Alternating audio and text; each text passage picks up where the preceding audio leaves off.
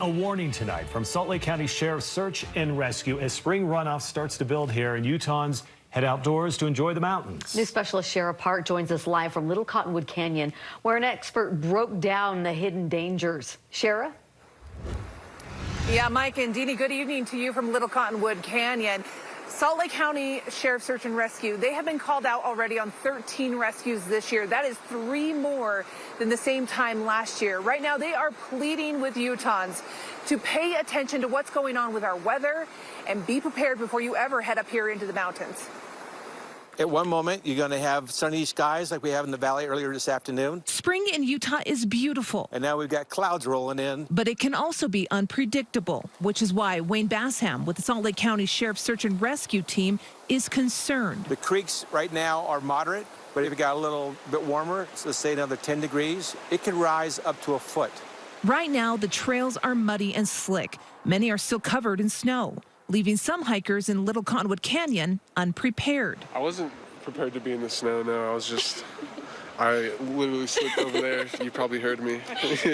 May, June, and July are the peak months for search and rescue callouts. It's when the spring runoff starts and the heat sets in.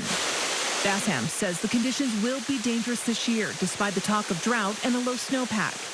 The flow of that water is tremendous. You can't go turn it off at the top of the canyon. It's relentless. It's going to keep on flowing. In 2021, the county's Sar Team performed 80 rescues. A common theme was simply hikers unprepared.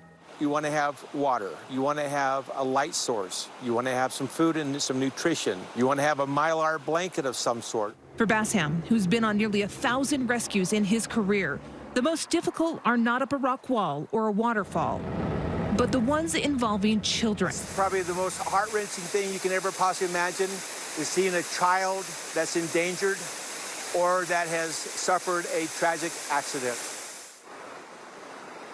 Yeah, I can't even imagine that situation. So when a child gets lost or hurt, especially near water like this is Little Cottonwood Creek. Right now it's flowing pretty mild, but it's going to pick up. Bassham says you can barely hear them.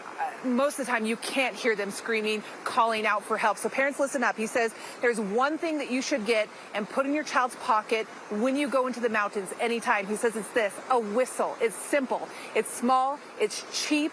You can keep it in the glove box of your car. But the bottom line is, when they're yelling out, you can't hear them. Search and rescue can't hear them. But if they've got a whistle, they're going to be able to hear this. And this is what it sounds like. It's loud. That's going to make some noise. So, Deanie, Mike, as we send it back to you, just remember to take it away when you get back into the car, because that's going to be annoying on your ride home. It is, but you're right. It's a simple thing, and it's something that you can take action on right now to do. Thanks, Shara.